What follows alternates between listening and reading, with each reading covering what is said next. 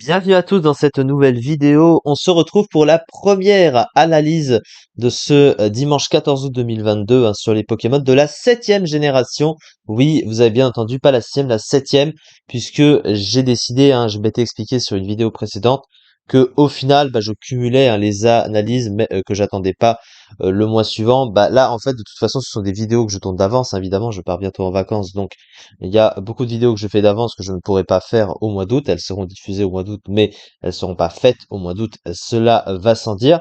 Mais du coup, je prends de l'avance et j'ai décidé finalement de pas attendre le mois de septembre parce qu'il va y avoir une coupure sinon de jours de vidéos. Et du coup, voilà, j'ai préféré enchaîner. Donc du coup, ça c'est des vidéos d'avance. Et on commence avec la 7G. Je ferai 7 et 8G, ça c'est sûr. Je pense que 8G, si, presque entièrement. Non, la 8G, ce sera plus tard.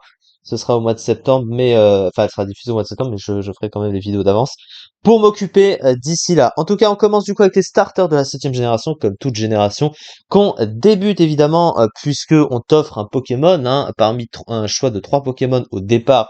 Quand tu commences du coup Pokémon Soleil, Lune, Ultra Soleil ou Ultra Lune, tu as le choix du coup entre comment il s'appelle l'oiseau. Oula, ça commence bien.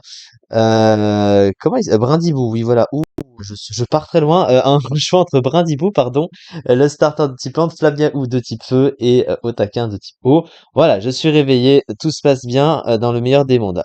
Et du coup, le premier starter de type plante, la forme finale Archiduc.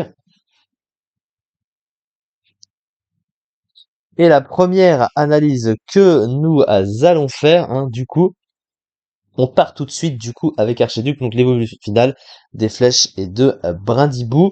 Qu'est-ce que ça donne du coup en stratégie? Alors contrairement à ses préévolutions qui sont de type plante et vol, lui de type plante et spectre. Alors plante et spectre, c'est un type qui est bof, mais bon, qui est pas non plus si pire, on va dire. Alors défensivement surtout, c'est un type assez moyen. Il a quand même 5 faiblesses qui sont assez gênantes, au type ténèbres, feu, vol, spectre et glace, et notamment une faiblesse à sabotage, en plus au type ténèbres. Une faiblesse feu, instable, super efficace sur le type acier, donc c'est évidemment gênant. À côté, il a quand même des résistances utiles, grâce au type plante, notamment avec les résistances électriques, sol ou eau. Le type spectre apporte la bonne immunité au type combat aussi, notamment, ce qui est plutôt pas si dégueulasse que ça. Offensivement, c'est pas si pire, grâce au type spectre, qui apporte toujours son très bon coverage offensif neutre, alors parce que le type plante à côté c'est un très mauvais type offensif, et du coup, vous voyez, il est plutôt correct, en vrai, offensivement, il est super efficace sur 362 Pokémon, et au moins c'est pas un type qui est résisté entièrement par le type acier, parce que le type spectre depuis la 6G est neutre sur le type acier, et ça c'est toujours assez pratique.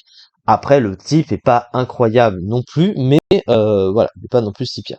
Alors, ses talents, qu'est-ce qu'il possède? Alors, il a évidemment le talent de tous les starters de type plante, engrais, qui booste de 50% les attaques plantes à moins d'un tiers de la barre de vie. Ça, c'est pas vraiment très utile. Et son autre talent, par contre, est très intéressant. Je crois que c'est le seul à avoir. Je sais pas s'il y a un autre Pokémon qui a ce talent. En tout cas, je suis sûr que c'est le premier à l'avoir eu. En gros, c'est longue portée. Alors, longue portée, qu'est-ce que ça fait? Ça fait en sorte que toutes les attaques ne font jamais contact avec la psy, que ce soit des attaques physiques ou autres. Il n'y a aucune attaque, toutes les attaques elles touchent, mais elles ne sont jamais considérées comme contact avec l'adversaire.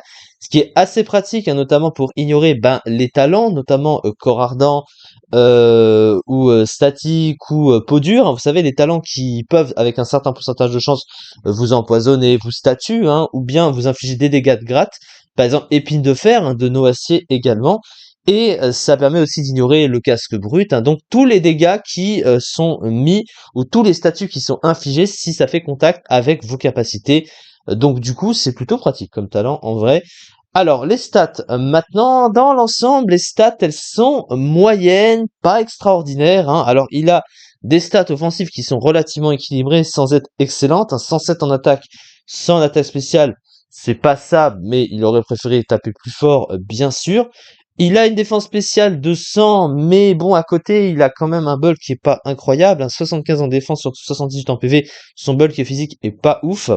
Et le problème aussi de ce Pokémon, c'est surtout la vitesse, il a que 70 de vitesse, c'est quand même trop lent, pour un Pokémon plutôt offensif, globalement. Donc ça, c'est vrai que c'est pas incroyable, mais bon voilà. Alors, au niveau de son move pool, alors il possède globalement un move pool plutôt bon. Alors, il aurait préféré d'autres options, mais bon, globalement, il va pas s'en plaindre. Alors, qu'est-ce qu'il a offensivement? Bah, sur le physique, il a notamment accès à l'âme-feuille. Il a accès à la nouvelle attaque de la VJ, hein, aussi Poltergeist, hein, qui est comment ça s'appelle en français, bah Poltergeist, oui. Donc du coup, oui, bah, c'est juste presque le même nom.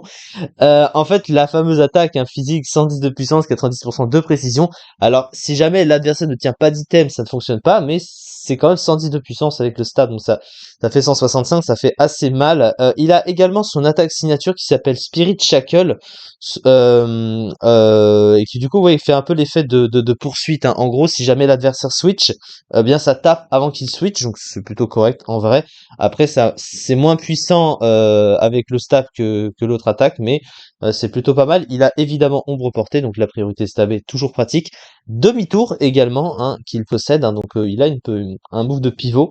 Sur le spécial, il possède des trucs assez classiques, hein, balle ombre sur le type spectre, et tout ce qui est giga sensu, écosphère, etc., etc. Évidemment, Leaf Storm, tempête verte. Il a également accès à vent violent en coverage. Il possède sabotage, hein, qui est assez pratique. Sur le plan du soutien, il possède notamment atterrissage qui lui permet de se soigner, machination pour le boost. Il a aussi Dance Lame pour se booster sur le physique. Donc c'est plutôt pas mal. Il a Kuba, il a aussi une priorité. Bon, elle est non stabée, voilà, pour pallier un petit peu à son manque de speed. Donc globalement, son pool n'est pas mauvais.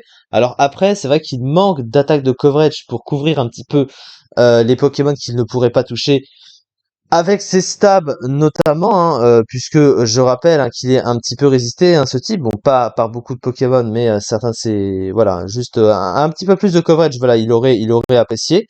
Mais globalement, voilà.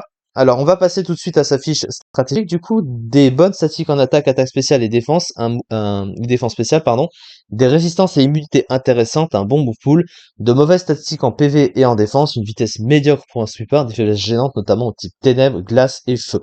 Alors, actuellement, où il se classe ce Pokémon? Eh ben, il est que never used, hein, malheureusement. Il est à la 15e place du never used le mois dernier, avec 9,65% des usages. C'est vrai que c'est pas incroyable, hein, clairement. Mais quand même, hein, il est plutôt bien classé dans son tiers, donc il va pas s'en plaindre. Mais bon, c'est le never used.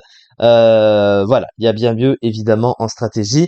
C'est ça du coup pour cette première vidéo, donc pour le premier starter, hein. Du coup, il en reste deux à faire, le type feu et le type eau. Merci beaucoup de m'avoir suivi pour cette vidéo aussi, et on se dit eh bien à très vite pour la suite.